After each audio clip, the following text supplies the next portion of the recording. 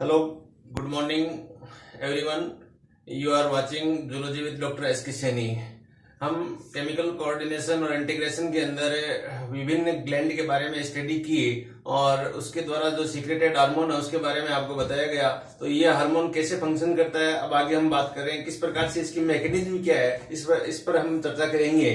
तो उस मैकेनिज्म के अंदर एक इम्पोर्टेंट एक चीज बनती है, एक इम्पोर्टेंट क्रिया बनती है कि कैसे ये हार्मोन रिलीज होते हैं, रिलीज होने के बाद में सेल के अंदर किस प्रकार से ये फंक्शन करते हैं, इसकी वास्तव में क्रिया क्या है और कौन सा हार्मोन एक टारगेट सेल के पास ही जाके क्यों फंक्शन करता है, इसकी स्पेशल टारगेट सेल वही क्यों होती है। तो ये सब एक मैकेनिज्म है, एक इसका हमने वीडियो बनाया है। उस वीडियो के द्वारा हम पूरी मैकेनिज्म के बारे में जानकारी लेंगे जो डिफरेंट एग्जाम है। नीट के अंदर तो इम्पोर्टेंट है ही, इसके अलावा हायर एग्जाम है उसे नेट या एमएससी लेवल के बच्चे उनके लिए भी क्या है, ये एक बहुत इंपॉर्टेंट टॉपिक बनता है। तो आइए हम बात करते हैं इस टॉपिक के ऊपर। तो अपना टॉपिक है हार्मोन मैकेनिज्म एंड एक्शन के ऊपर टॉपिक है। तो हार्मोन मैकेनिज्म और एक्शन के ऊपर देखें तो पूर्व में आपको बताया कि टोटल जो हार्मोन है उसको दो कैटेगरी के अंदर अपन डिवाइड कर सकते हैं। एक कैटेगरी के हार्मोन है जो प्रोटीन नेचर के हार्मोन होते हैं, अपन यहाँ पे लिख सकते हैं। एक प्रोटीन नेचर के हार्मोन है, दूसरा यहाँ पर लिख सकते हैं आप ग्लाइकोप्रोटीन नेचर के, प्रोटीन या ग्लाइकोप्रोटीन नेचर। तीसरा आप यहाँ पर हार्मोन है पेप्टाइड नेचर, जो एक ही टाइप का कैटेगरी है, सब एमिनो एसिड से बने हुए हार्मोन है। एक हार्मोन है यहाँ एमीन नेचर के हार्मोन है, एक कैटेगरी यहाँ एमीन नेचर की है यहाँ। तो ये आप इस प्रकार से कैटेगराइज में डिवाइड कर सकते हो। दूसरे टाइप का जो हार्मोन है उसमें आप स्टेरॉइड प्रकार का हार्मोन, स्टेरॉइड नेचर के हार्मोन है वो डाल सकते हो। और एक हार्मोन जो इस कैटेगरी के अंदर आता है एमीन नेचर का हार्मोन है, जो जिसका आयोडीन जिसके साथ में एडेड होती है उसको अपन थायरोक्सिन हार्मोन कहेंगे, जिसे T3 हार्मोन और T4 हार्मोन या थायरोक्सिन हार्मोन कहते हैं। लेकिन मैं इसको फंक्शन के आधार पर या मैकेनिज्म के बेस पर इसे दूसरी कैटेगरी में भी रख रहा हूँ। एक्चुअली में T3 और T4 इस कैटेगरी का हार्मोन है, क्योंकि एमिनो एसिड के डेरिवेटिव से ये बने हुए हैं, इसलिए अपन एमीन नेचर के हार्मोन इसे कहेंगे ये। तो इस प्रकार से जो ये हार्मोन है ये दो कैटेगरी में हमने डिवाइड किया फंक्शन के बेस पे। ये जितने भी इस कैटेगरी के जितने भी हार्मोन आप देखिएगा ये सब यहाँ पर एक्स्ट्रा सेलुलर मैकेनिज्म कर, एक्स्ट्रा सेलुलर रिसेप्टर, ये जितने भी हार्मोन है ये एक्स्ट्रा सेलुलर रिसेप्टर मैकेनिज्म के द्वारा यहाँ पर कार्य करते हैं। और ये इस कैटेगरी के जो हार्मोन है ये इंट्रासेलुलर रिसेप्टर की मैकेनिज्म पर कार्य करते हैं यहाँ। तो इसका कहने का मीनिंग हो गया कि सपोज ये कोई सेल है, इस सेल के एक्स्ट्रा सेलुलर का मीनिंग है इस सेल के बाहर की तरफ कोई ना कोई रिसेप्टर यहाँ प्रेजेंट है, इस रिसेप्टर के साथ में कोई हार्मोन यहाँ पर आके यहाँ बाइंड होता है और उसके बाद में ये सेल फंक्शन करती है। तो इस कैटेगरी को अपन कहेंगे एक्स्ट्रा सेलुलर टाइप का रिसेप्टर और एक्स्ट्रा सेलुलर प्रकार की मैकेनिज्म कहेंगे। और यदि मान लो कोई हार्मोन है और वो हार्मोन सीधा डायरेक्ट सेल के अंदर एंटर करे, यहाँ अंदर एंटर करके और फिर मैकेनिज्म को यहाँ संपन्न करे, तो इस प्रकार के जो हार्मोन के रिसेप्टर होते हैं इस रिसेप्टर को अपन इंट्रा सेलुलर प्रकार के रिसेप्टर कहेंगे। तो दो प्रकार के रिसेप्टर आपके पास में मैकेनिज्म के बेस पे, एक एक्स्ट्रा सेलुलर और दूसरा इंट्रा सेलुलर है। एक्स्ट्रा सेलुलर के अंदर ये प्रोटीन नेचर के हार्मोन, पेप्टाइड नेचर के हार्मोन, ग्लाइकोप्रोटीन नेचर के हार्मोन, एमीन नेचर के हार्मोन जिसके अंदर है एमीन नेचर में एपिनेफ्रिन, नोरेपिनेफ्रिन हार्मोन आते हैं, और जितने भी यार इंसुलिन हार्मोन है, ग्लूकागोन हार्मोन है, सब वो इसी नेचर के है, एक्स्ट्रा सेलुलर नेचर पर कार्य करते हैं। जबकि steroid hormone, estrogen hormone, progesterone hormone, adrenal cortex के हार्मोन और इसके साथ में एक थायरोक्सिन हार्मोन है, T3 T4 हार्मोन है, वो इंट्रासेलुलर रिसेप्टर रखते हैं, तो सेल के अंदर डायरेक्ट प्रवेश करते हैं। ऐसा क्यों होता है? ऐसा इसलिए होता है एक्स्ट्रा सेलुलर जो रिसेप्टर होते हैं ये जो होते हैं इस प्रकार के जो हार्मोन आते हैं वो लिपिड इनसोल्यूबल होते हैं। इस प्रकार के हार्मोन लिपिड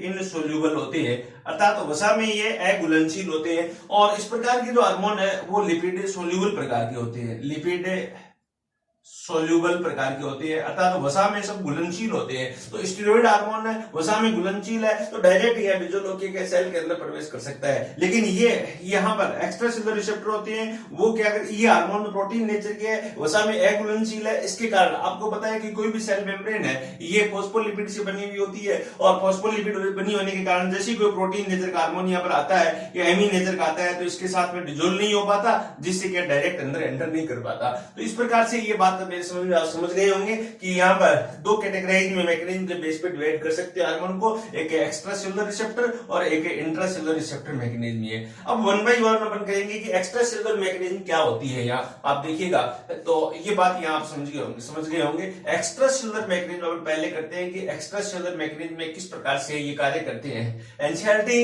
इस हार्मोन को, इस मैकेनिज्म को बताती है, बड़े सिंपल तरीके से बताती है कि कोई भी, मान लो अपन केवल एनसीईआरटी बेस पे देखें तो कोई भी एक सेल है, सेल के मेम्ब्रेन है, इस मेम्ब्रेन पे कोई भी बाहर से हार्मोन आके जुड़ता है, फिर जैसे जुड़ता है तो ट्रांस मेम्ब्रेन प्रोटीन एक्टिव होगी और फिर से इसके अंदर के सेकेंडरी मैसेंजर बनेंगे और सेकेंडरी मैसेंजर फिर क्या है, यहाँ पर फिजियोलॉजिकल और केमिकल रिस्पॉन्स करेंगे जिससे अपने क्या सेल है वर्क करेगी। इस प्रकार से आप सिंप्लीफाई बता सकते हो, डायग्राम के द्वारा अपन बता सकते हैं। मान लो कि ये सेल मेम्ब्रेन है, कोई भी ये सेल है, सेल की ये सेल मेम्ब्रेन थी और यहाँ पर कोई हार्मोन यहाँ पर आया, ये हार्मोन किसी रिसेप्टर के साथ में यहाँ बाइंड हो। हार्मोन आपको पता है एक प्राइमरी या फर्स्ट मैसेंजर के रूप में काम करता है। कोई भी यहाँ पर ग्लैंड है, इस ग्लैंड के द्वारा हार्मोन यहाँ रिलीज हुआ और ये मैसेज लेके सेल को दे देगा, सेल के रिसेप्टर को देगा, सेल के रिसेप्टर इस हार्मोन लेके यहाँ पर अंदर ही अंदर क्या होगा, सेकेंडरी मैसेंजर या सेकेंड मैसेंजर का डेवलपमेंट होगा। सेकेंड मैसेंजर है वो बनेगा। जैसे ही सेकंड मैसेंजर बनेंगे, अनेक प्रकार के सेकंड मैसेंजर है जिसकी अपन डिटेल मैकेनिज्म करेंगे। सेकंड मैसेंजर जैसे ही बनेगा तो यहाँ पर बायोकेमिकल रिस्पॉन्स मिलेगा और बायोकेमिकल रिस्पॉन्स जैसे होगा तो फिर फिजियोलॉजिकल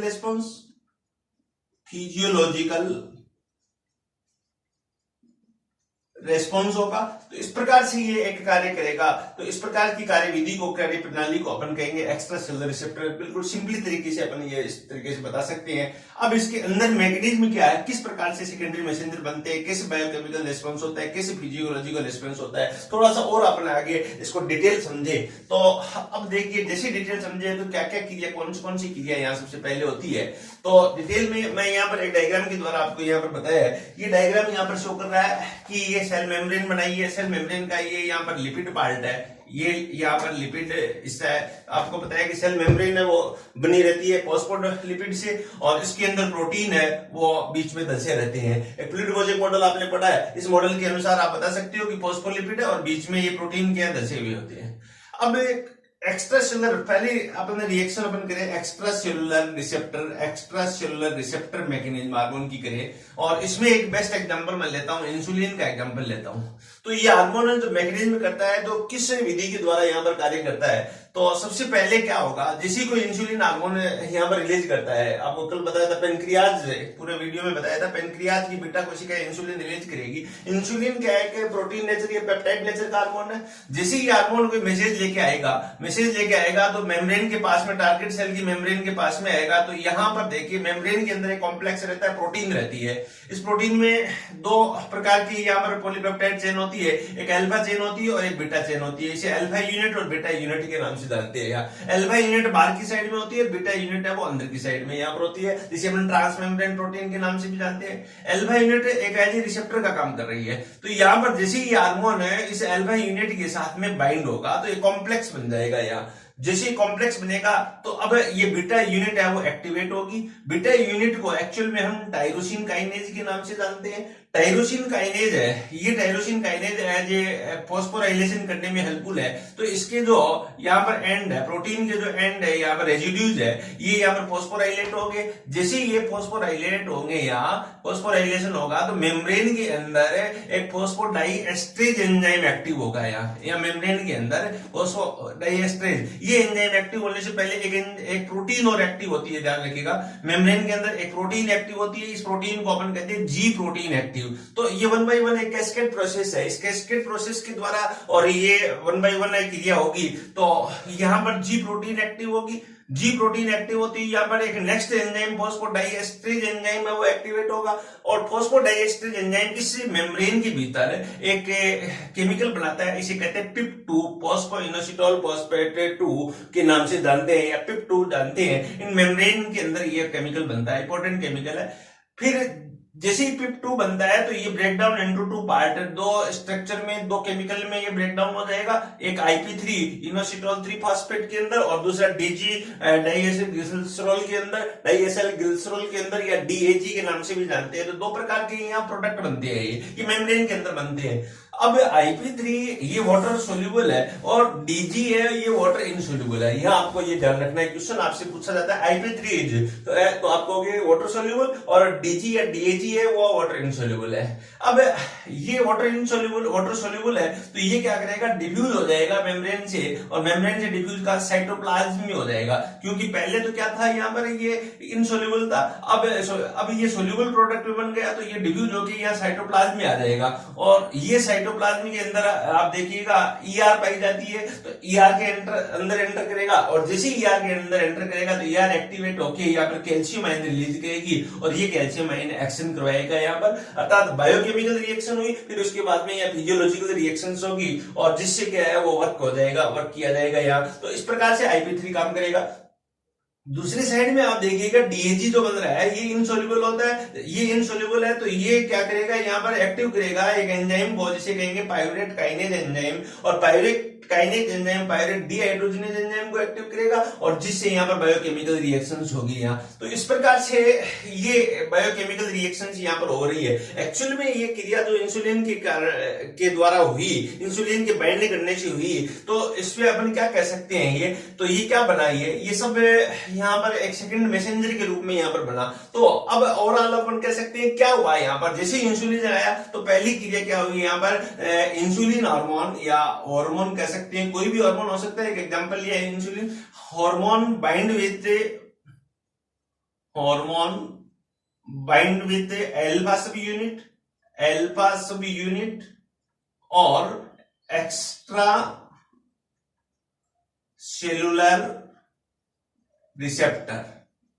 पहली रिएक्शन ही हो गई, ये बात आप समझ में आ गई होगी यहाँ पर। जैसे ही हुआ तो सेकंड इसके साथ में क्या हुआ, तो जनरल मैंने लिखे फॉर्मेशन ऑफ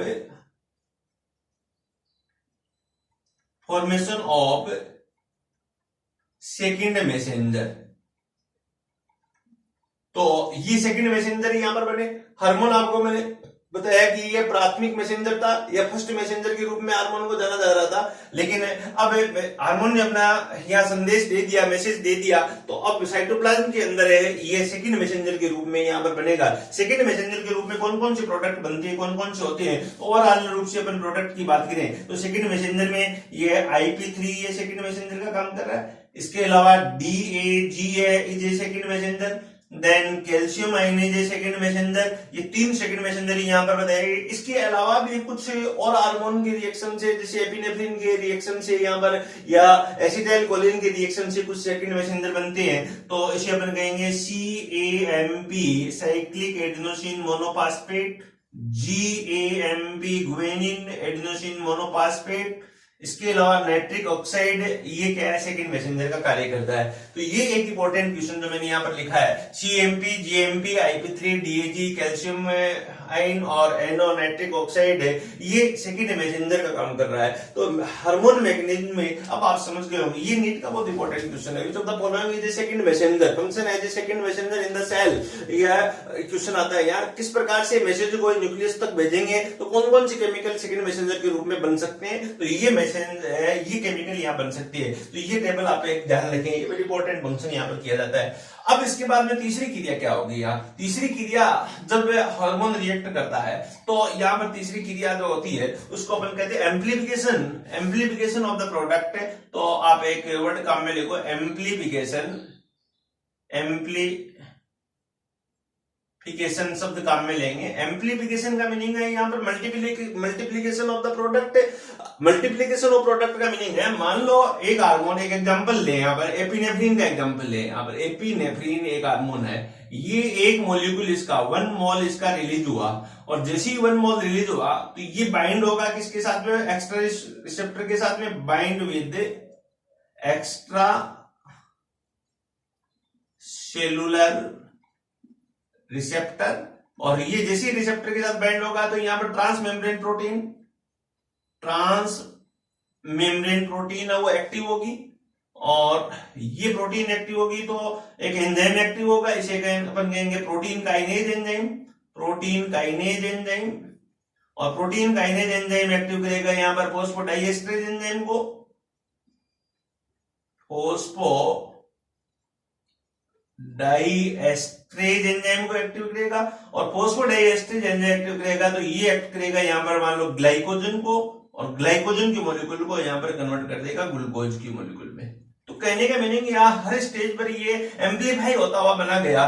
तो एक ग्लूकोज ग्लाइकोजन का मॉलिक्यूल है, इससे करीब 10 की पावर 8 है यहाँ पर ग्लूकोज के मॉलिक्यूल बनेंगे, जबकि मॉलिक्यूल 1 मोल एपिनेफ्रिन ने यहाँ पर फंक्शन किया और ये फिर क्या है कंटिन्यू यहाँ एम्प्लीफाई होके और लास्ट में ग्लूकोज का मॉलिक्यूल सेल के अंदर बनाएगा और ये ग्लूकोज फिर अपने अंदर एनर्जी यहाँ पर प्रोड्यूस करेगा, वो एनर्जी बॉडी को मिलेगी जिससे बॉडी है वो वर्क करेगी। तो इस प्रकार से आप कह सकते हो कि तीसरी जो घटना घटित हो रही है मैकेनिज्म में एम्प्लीफिकेशन की घटना घटित हो रही है। तो ये आप एक इंपॉर्टेंट फंक्शन आप यहाँ पर समझ गए होंगे। इसके बाद में नेक्स्ट जो क्रिया यहाँ पर की जाती है, नेक्स्ट जो एक हार्मोन मैकेनिज्म के अंदर होती है, इसे अपन कहते हैं एंटागोनिस्टिक इफेक्ट। एंटागोनिस्टिक इफेक्ट क्या है? एंटागोनिस्टिक, इसके बाद में एक इफेक्ट और दर्शाया जाएगा, उसको अपन कहते हैं सिनर्जिक इफेक्ट कहेंगे। तो एंटागोनिस्टिक इफेक्ट का मीनिंग है, यहाँ पर कहा मैंने एंटागोनिस्टिक इफेक्ट।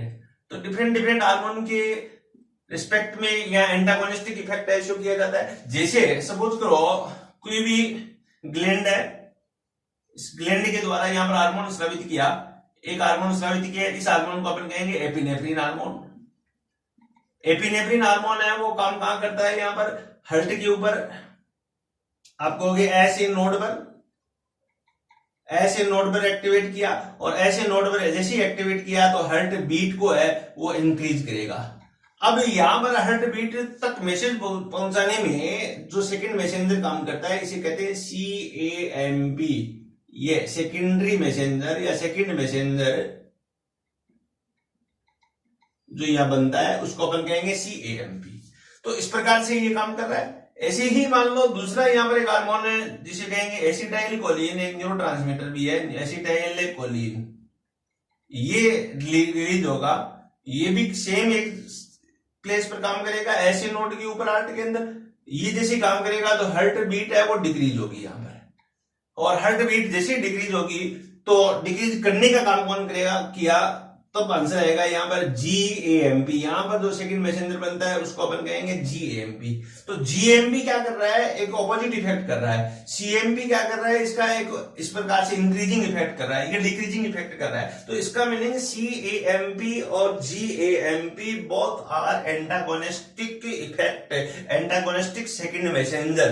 तो ये एक इंपॉर्टेंट क्वेश्चन आपसे यहाँ पूछ सकते हैं। तो एंटागोनिस्टिक मैकेनिज्म ये शो करते हैं। इसी प्रकार तीसरी एक मैकेनिज्म और भी है, इसे अपन कहेंगे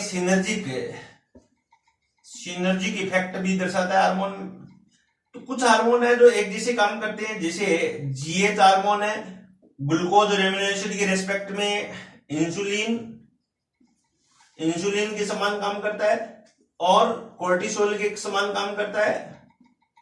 तो कहने का meaning GH hormone synergic effect show कर रहा है इंसुलिन के, और दूसरा इफेक्ट शो कर रहा है कोर्टिसोल के साथ में। दोनों का एक जैसा काम है, एक जैसा प्रभाव दर्शाता है। तो ऐसे इफेक्ट को अपन क्या कहते हैं, सिनर्जिक इफेक्ट कहते हैं। तो ये बात आपकी समझ में आ गई होगी। एक्स्ट्रा सेलुलर जो रिसेप्टर होते हैं इस प्रकार से बाइंड करके और डायरेक्ट यहाँ पर फिजियोलॉजिकल रेस्पॉन्स और केमिकल रेस्पॉन्स दर्शा देते हैं। तो थोड़ा सा अंदर का डिटेल इसलिए बताया कि एम्स के अंदर इसके क्वेश्चन पूछते हैं, और आगे हायर एग्जाम में कोई यदि स्टूडेंट है वो पढ़ना चाहे तो इस प्रकार के क्वेश्चन थोड़ा डिटेल इसको समझाए वो पूछ सकते हैं। इसी प्रकार दूसरा एक डायरेक्ट में बता दूं, यहाँ जीन लेवल पर और इंट्रासेलुलर रिसेप्टर के रूप में काम करता है। दूसरी जो मैकेनिज्म है वो इंट्रासेलुलर मैकेनिज्म या जीन लेवल पर किस प्रकार से काम करती है। तो जीन लेवल के ऊपर या इंट्रासेलुलर रिसेप्टर के रूप में जो मैकेनिज्म कर रहे हैं, तो दो प्रकार के हार्मोन काम करते हैं। एक हार्मोन होता है इसमें स्टेरॉइड प्रकृति का हार्मोन, और दूसरा हार्मोन होता है थायरोक्सिन नेचर का हार्मोन। यहाँ अब स्टेरॉइड नेचर का हार्मोन कैसे है, सपोज करो यहाँ कि ये कोई सेल है, इस सेल के अंदर ये न्यूक्लियस है, और यहाँ पर कोई भी स्टेरॉइड टेस्टीज या एड्रिनल कॉर्टेक्स है, वो स्टेरॉइड नेचर एस्ट्रोजन या प्रोजेस्टेरोन हार्मोन, एस्ट्रोजन या एंड्रोजन या प्रोजेस्टेरोन, कोई भी हार्मोन यहाँ रिलीज कर दिया, टेस्टिस हो सकता है, यहाँ पर ओवेरी हो सकती है, ये रिलीज किया तो ये हार्मोन सीधा यहाँ पर मैसेज लेके, ये क्या हार्मोन है वो फैट के अंदर डिजोल्व है तो इसलिए डायरेक्ट ये एंटर कर जाएगा और सीधा मैसेज लेके यहाँ पर साइटोप्लाज्म में आएगा। ये क्या है, साइटोप्लाज्म में। तो साइटोप्लाज्म में यहाँ पर इसके रिसेप्टर है, यहाँ इसके रिसेप्टर है तो ये रिसेप्टर के साथ में यहाँ पर बाइंड हो जाएगा। यहाँ पर इसके रिसेप्टर है, ये कोई इनको रिसेप्टर है यहाँ। तो कहने का मीनिंग है, यहाँ एक बात आपकी समझ में आई होगी कि एस्ट्रोजन, एंड्रोजन और प्रोजेस्टेरोन हार्मोन है, इसके रिसेप्टर स्टेरॉइड नेचर का हार्मोन है, इसके रिसेप्टर या एल्डोस्टेरोन नेचर का हार्मोन है, इसके रिसेप्टर कहाँ होते हैं, सेल के साइटोप्लाज्म में होती है। और यहां से ये कॉम्प्लेक्स सीधा न्यूक्लियस के अंदर एंटर करेगा और जैसे ही न्यूक्लियस के अंदर एंटर करेगा, न्यूक्लियस में यहाँ पर डीएनए होता है और डीएनए ट्रांसक्रिप्शन करके ट्रांसलेशन करेगा, पहले ट्रांसक्रिप्शन करेगा फिर ट्रांसलेशन करेगा, फिर यहाँ पर फिजियोलॉजिकल रेस्पॉन्स दर्शाएगा, जो भी यहाँ पर मैसेज लेके आया था उसके अकॉर्डिंग यहाँ पर फिजियोलॉजिकल रेस्पॉन्स दर्शाता है। तो इस प्रकार की जो क्रिया होती है वो इंट्रासेलुलर स्टेरॉइड हार्मोन की थी। और सेम ऐसे ही यहाँ पर दूसरा हार्मोन भी दे सकते हैं कि ये मान लो इस प्रकार से ये कोई सेल है, सेल के अंदर ये न्यूक्लियस है और किसी प्रकार का T3 या T4 हार्मोन है, जो थायरोक्सिन हार्मोन कह सकते हैं, ये हार्मोन डायरेक्ट एंटर करता है न्यूक्लियस के अंदर। यहाँ न्यूक्लियस के अंदर एंटर करेगा ये और ये यहाँ पर इस रिसेप्टर के साथ में बाइंड हो जाएगा। तो कहने का मीनिंग, इसके रिसेप्टर है वो न्यूक्लियस के अंदर है, ये न्यूक्लियस है। किसके रिसेप्टर, T3 और T4 के न्यूक्लियर रिसेप्टर कहां प्रेजेंट होते हैं, तो आपका आंसर होगा न्यूक्लियस के अंदर प्रेजेंट होते हैं। और स्टेरॉइड हार्मोन के रिसेप्टर कहां प्रेजेंट होते हैं, तो साइटोप्लाज्म में प्रेजेंट होते हैं ये। हालांकि एनसीईआरटी इसको डिफाइन नहीं कर रही है, एनसीईआरटी तो स्टेरॉइड और थायरोक्सिन को डायरेक्ट यहां पर न्यूक्लियस के अंदर स्टैंड कर रही है, लेकिन और बड़े तौर पर इसे आइसोलेट करके देखें तब ध्यान देखिएगा इसके दोनों के रिसेप्टर है वो डिफरेंट है। साइटोप्लाज्म में स्टेरॉइड रिसेप्टर एस्ट्रोजन, एंड्रोजन और प्रोजेस्टेरोन के, और थायरोक्सिन के एक्चुअल में रिसेप्टर कहां होते हैं, तो न्यूक्लियोप्लाज्म के अंदर या न्यूक्लियस के अंदर होते हैं। और यहां जैसे ये बाइंड हो गए तो यहां पाया जाता है डीएनए, तो डीएनए के साथ में रिएक्ट होगा, डीएनए एक्टिवेट होके यहां पर ट्रांसक्रिप्शन करेगा और ट्रांसक्रिप्शन करने के बाद यहां ट्रांसलेशन के द्वारा प्रोटीन का सिंथेसिस होगा, ये एमआरएनए का निर्माण हुआ, यहां पर एमआरएनए बना और फिर यहां पर प्रोटीन बनी यहां पर। तो इस प्रकार से फिजियोलॉजिकल रेस्पॉन्स और बायोकेमिकल रेस्पॉन्स है जीन लेवल पर दर्शाया जाता है। तो इस प्रकार से आप समझे होंगे यहाँ पर इंट्रासेलुलर रिसेप्टर किस प्रकार से हार्मोन के रूप में काम कर रहे हैं। तो ये बात मैं समझता हूं कि ये समझ में आई होगी। यदि फिर भी मान लो कहीं कंफ्यूज हो तो इस वीडियो को आप दोबारा वॉचिंग करें और दोबारा देखें, जिससे आप इसको अच्छी तरह इस मैकेनिज्म को समझ सकें। और ज्यादा से ज्यादा लाइक करें, सब्सक्राइब करें और इसको शेयर करें, जिससे अधिक से अधिक स्टूडेंट्स के पास में ये पहुंचे और इसका ज्यादा से ज्यादा बेनिफिट ले सकें। Thank you very much.